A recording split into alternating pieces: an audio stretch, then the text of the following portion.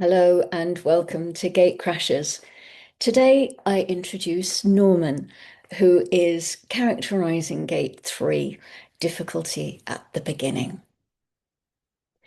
Norman had been beginning for approximately 14 months. This was not, he felt, as unreasonable as it sounded. The thing he was beginning was genuinely new. Not new in the way that a new flavor of crisp is new, or a slightly different approach to an existing problem is new. New in the way that occasionally, rarely, actually far more rarely than most people tend to appreciate, something arrives in the world that has no obvious precedent, no clear category, no established path that someone else has already helpfully walked and left signposts along. Norman's idea had no signposts. Norman had looked for signposts thoroughly. He had read everything that seemed even how?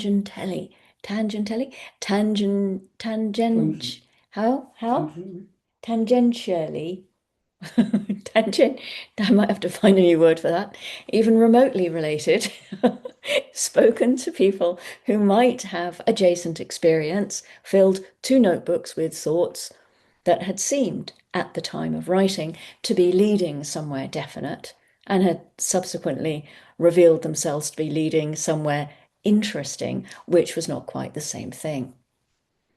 And yet here Norman was, still beginning, still in the difficult part, still holding this remarkable, unwieldy, entirely unprecedented thing and trying to work out how to introduce it to a world that had not yet been informed it was coming. His neighbour Keith had asked at the garden fence how the project was going. "It's in process," Norman had said, which was true. "Still," Keith had said, which was also true and considerably less helpful. The difficulty at the beginning was not, Norman had slowly come to understand, a sign that he was doing it wrong. This had taken longer to understand than he would have liked. In the early days, the first few weeks, the first couple of months, Norman had interpreted every resistance as information about his own inadequacy. The thing wouldn't establish itself because he hadn't planned it properly.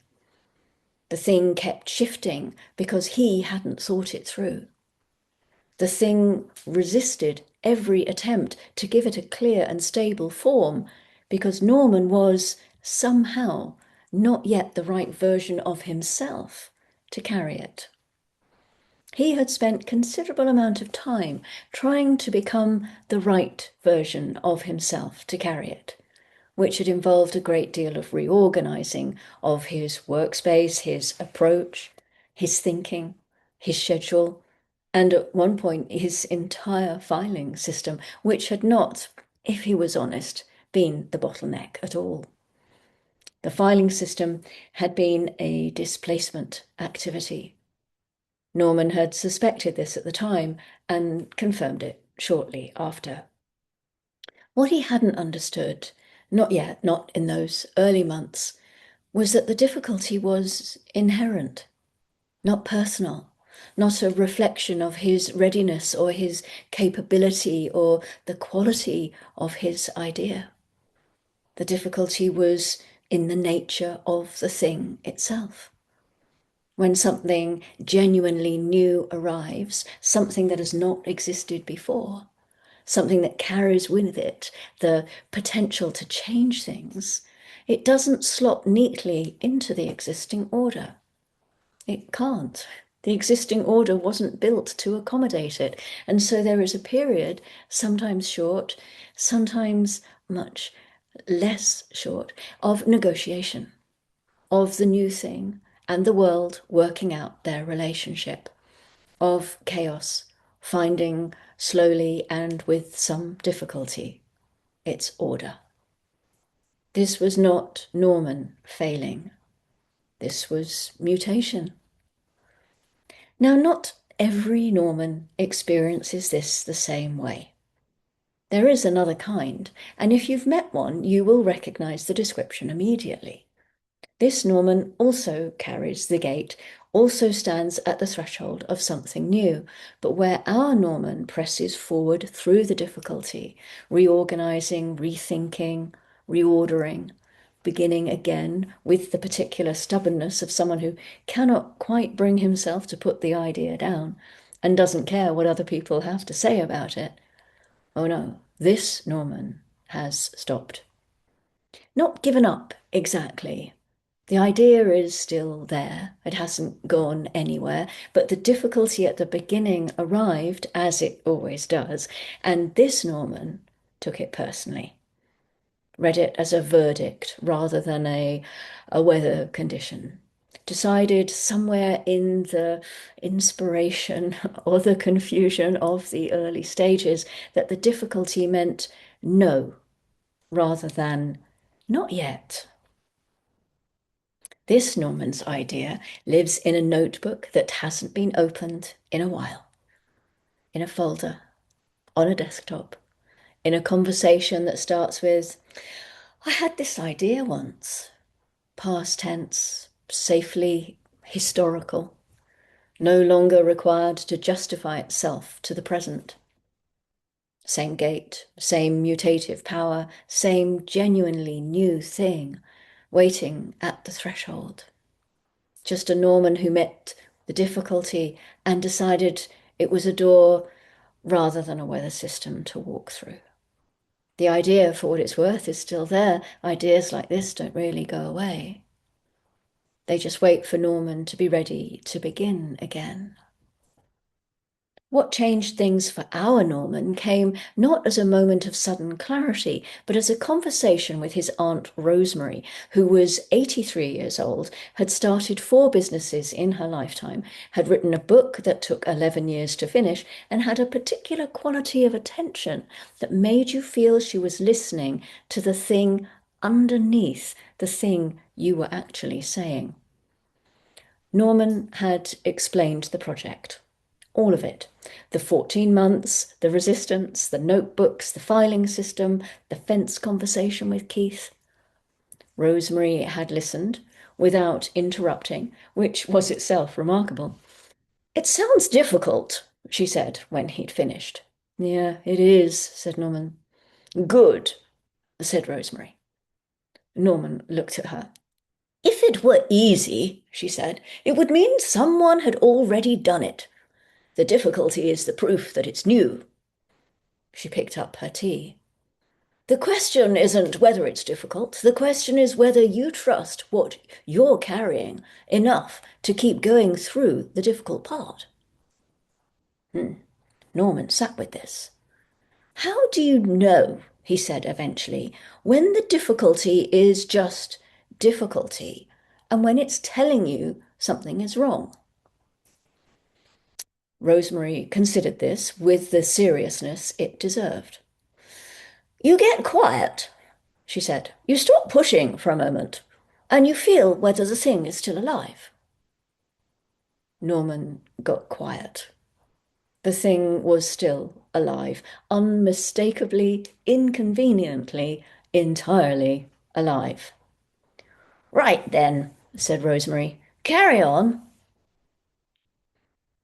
Gate 3 lives in the sacral center, that great engine of life force and response, in the channel of mutation with Gate 60, the gate of limitation. Together they hold one of the most profound dynamics in the entire human design system, the tension between what is fixed and what must change, between the existing order and the new thing pressing against it. And Gate 3 is possibly the most powerfully mutative gate in the wheel. Not the most dramatic, not the loudest, but maybe the most powerful, because it is here in this gate that something genuinely new establishes itself in the world. Something that has not existed before, something that, once it has found its order, changes things. The I Ching calls this gate difficulty at the beginning, and that difficulty is not an obstacle to be overcome before the real work starts. It is the real work, the chaos that precedes order, the confusion that precedes clarity, the long, unglamorous, frequently filing system adjacent process of something new finding its feet. One of the deepest teachings of Gate 3 is this: being alive without knowing yourself is hard. The mutation, the newness, the difficulty, all of it becomes more navigable when you know who you are and how you are designed to move through the world. Life itself is not the hard thing. It's everything we bring to it, all the conditioning and the noise and the Keith at the fence energy. That is what makes it feel hard sometimes. When Norman knows himself, when he follows his own strategy and authority rather than the timeline Keith thinks is reasonable, the difficulty doesn't disappear, but it becomes something he can work with rather than something working against him. The new thing needs an ordered Norman to carry it.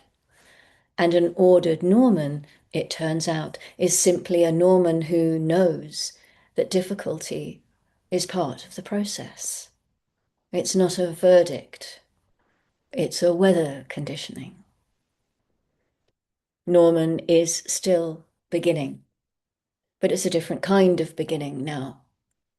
The idea has found over time something that resembles a shape. Not a final shape. Norman suspects the final shape is still some distance away and has made a certain peace with this. But a shape that is recognizably this thing, rather than the general area in which this thing may eventually be located. The notebooks have been replaced by something more deliberate. The reordering happens less frequently and more purposefully. The filing system has been left alone entirely, which Norman considers a significant personal development. Keith asked again recently over the fence, in the tone of someone who's been asking something for 14 months and is beginning to wonder, "How's the project?" Norman considered the question with the attention it deserved. "It's finding its order," he said. And Keith nodded slowly, in the way of a man who does not entirely know what this means, but senses that pressing further would not be productive. Norman went back inside. He had work to do. The beginning, after all this time, was beginning to become something else. And Norman, for the first time in 14 months, could almost see what. Thank you very much for joining me as we explore Gate 3 through the lens of Norman, through the life of Norman and his difficulty at the beginning. Thank you for watching, and always and evermore love yourself wildly and passionately and go gently.